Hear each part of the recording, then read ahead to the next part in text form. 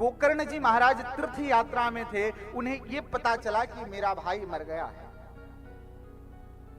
तो गया में गोकर्ण जी ने उस धुंधकारी के नाम से श्राद्ध कर दिया। गोकर्ण जी महाराज भ्रमण करते हुए अपने नगर में, उसी गांव में आए। उसी घर में रात्रि में विश्राम करते हैं और मध्य रात्रि में भयंकर आवाज होता है। सामने से जो है, कभी भेड़ के रूप में, कभी बकरे के रूप में, कभी भैंसे के रूप में, अलग अलग स्वरूप बदल करके वो प्रेतात्मा प्रकट हो जाता है। गोकर्ण जी महाराज हाथ में जल लिए और उन्होंने अभिमंत्रित करके उस जल को जैसे ही उस प्रेतात्मा के ऊपर डाला, वो प्रेतात्मा बोलने लगा, वाक शक्ति आ गई। कहने लगा, अहम भ्राता त्वदीयोस्मि धुंधकारी नामतः। भैया, मैं आपका छोटा भाई हूं, मेरा नाम धुंधकारी है, मैं प्रेत योनि में आ गया हूं। स्वकीय नैव दोषेन, मैं अपने कर्म के द्वारा मैं इतना पतित हो गया, इतना कुमार्ग के रास्ते पर मैं चला गया कि मैं आज प्रेत योनि में भटक रहा हूं। मैं जल पीने के लिए तड़प रहा हूं, लेकिन मैं जल पी भी नहीं सकता। मेरा वायु का शरीर है, इसलिए मैं जलपान भी नहीं कर सकता। भैया, आप कृपा करके मेरे मुक्ति का कोई उपाय बताओ। गोकर्ण जी कहते हैं कि मुझे जैसे पता चला वैसे मैं तुम्हारे लिए गया में पिंडदान कर दिया, फिर भी तुम मुक्त नहीं हो पाए। वह प्रेतात्मा कहता है कि मैंने अपने जीवन में सामान्य पाप नहीं किए हैं, बहुत बड़े बड़े पाप किए हैं, इसीलिए गया श्राद्ध शतेनापि मुक्तिर्नैव में भविष्यति। आप गया जी में जाकर के मेरा 100 पिंडदान भी कर दो तो भी मेरे पाप इतने प्रबल हैं कि मेरी मुक्ति नहीं हो सकती है। आप मेरे मुक्ति का कोई अन्य उपाय सोचो जिससे हमारी मुक्ति हो जाए। गोकर्ण जी ने कहा कि तुम जाओ, मैं कल तुम्हारे मुक्ति का साधन मैं अपने इष्ट भगवान सूर्य से पूछूंगा। प्रातः काल हुआ, गोकर्ण जी स्नान करके संध्या वंदन से निवृत्त होकर के भगवान सूर्य को जल दे रहे हैं। भगवान सूर्य प्रकट हो गए मंत्र से। गोकर्ण जी ने कहा कि हे भगवान सूर्य, आप कृपा करके बताएं कि जिसकी मुक्ति गया में पिंडदान करने से भी न हुआ हो। गया में पिंडदान का बहुत बड़ा महत्व है कि जिसका पिंडदान गया में कर दिया गया वो मुक्त तो हो ही जाना है, लेकिन जो गया के पिंडदान से भी मुक्त नहीं हो, ऐसे जीवात्मा के उद्धार के लिए क्या करना चाहिए। भगवान सूर्य ने कहा कि हे गोकर्ण, केवल उस जीवात्मा के लिए, उस प्रेतात्मा के लिए केवल एक मार्ग है, केवल एक उपाय है। वो क्या है?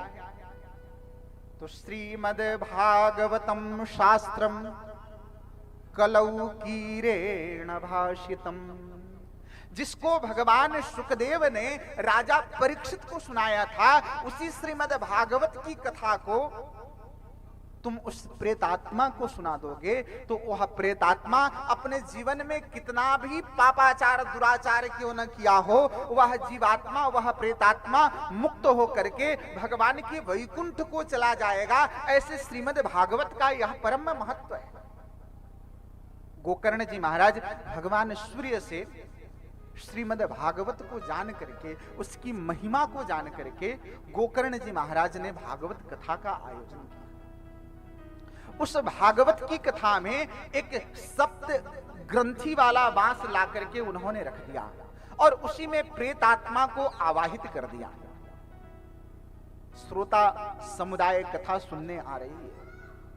7 दिन तक कथा चली और 7वें दिन वह सप्त ग्रंथि के बांस से वह प्रेतात्मा प्रकट हो गया और प्रेतात्मा का वह शरीर नष्ट हुआ और दिव्य शरीर को धारण करके वह दिव्य वैकुंठ को गया। इस दृश्य को देख करके गोकर्ण जी महाराज बड़े आश्चर्य में पड़ गए कहे कि यह प्रेत आत्मा इस बांस में बैठा हुआ है और इस कथा के प्रभाव से केवल यहाँ सुनने वाले वह अकेला ही नहीं, बहुत सारे श्रोता हैं, लेकिन विमान सिर्फ एक के लिए ही आया।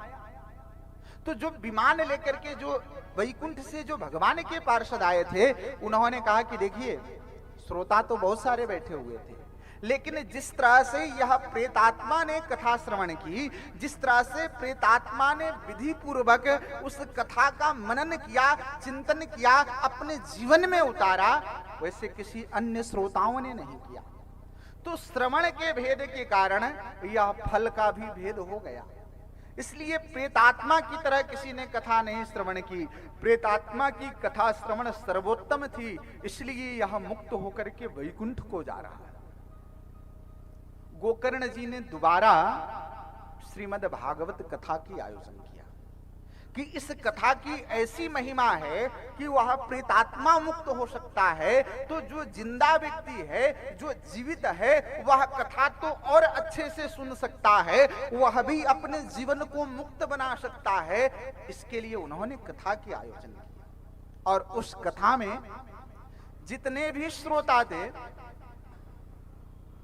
उन्होंने ऐसी कथा सुनाई कि उस कथा को सुनकर के श्रोताओं ने उस कथा को जीवन में उतारा और श्रीमद् भागवत की कृपा से 7वें दिन जैसे भगवान श्री राम के साथ अयोध्यावासी सदेह साकेत चले गए, वैसे यही गोकर्ण जी के साथ श्रोताओं के लिए भी दिव्य विमान प्रकट हुआ और श्रोता के साथ वक्ता भी भगवान के दिव्य धाम को चले गए।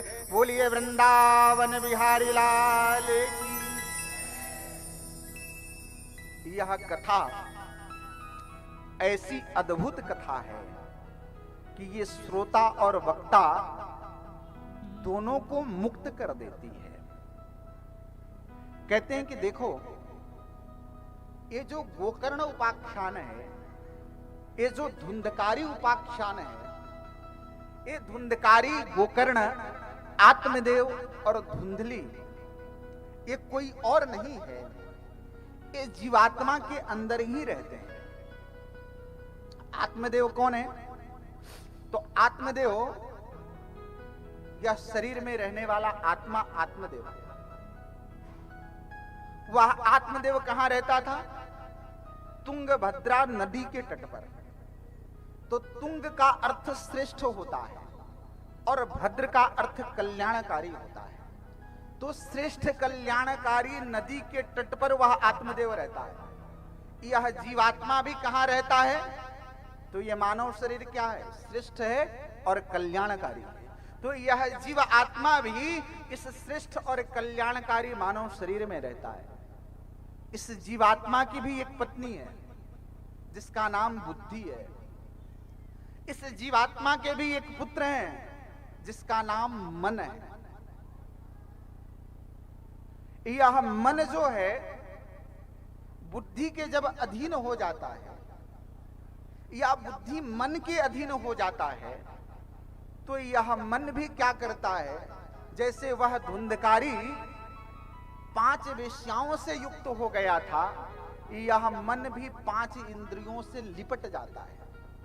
इंद्रियां जो कामना करती हैं, मन जैसा चाहता है वैसी ये 5 इंद्रियां काम करती हैं। ये मन ही तो धुंधकारी है। इस मन रूपी धुंधकारी को ठीक करने के लिए, इस मन रूपी धुंधकारी इन 5 विषयों से विरक्त हो जाए, इस मन का उद्धार हो जाए, इसलिए आत्मदेव को गोकर्ण जैसे सद्गुरु के द्वारा जब भागवत का ज्ञान मिलता है, तो यह आत्मदेव भी कल्याणकारी बन जाता है और यह मन भी तृप्त होकर के अपने मोक्ष के मार्ग का चयन कर लेता है। यह ऐसी पावन श्रीमद् भागवत की कथा हम सबके जीवन में कल्याणकारी हो, इसी प्रार्थना के साथ, इसी आशा के साथ में